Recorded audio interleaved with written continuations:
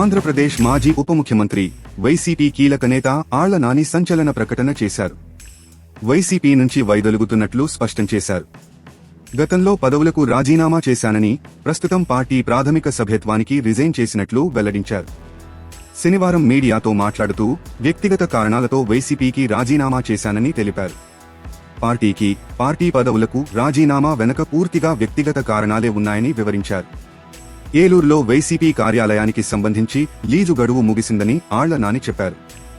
దీంతో అక్కడ పార్టీ కార్యాలయం కోసం ఏర్పాటు చేసిన షెడ్లను కూల్చేశామని తెలిపారు. స్థలం యజమాని అనుమతితో స్వాతంత్ర్య దినోత్సవ వేడుకలు జరిపామని, ఆ తర్వాత షెడ్లను తొలగించి స్థలాన్ని అప్పగించామని వివరించారు. తాజా సమాచారం కోసం లైక్ చేయండి, సబ్స్క్రైబ్ చేయండి, నోటిఫికేషన్ల కోసం గంట సింబల్ ఆన్ చేసి పెట్టండి.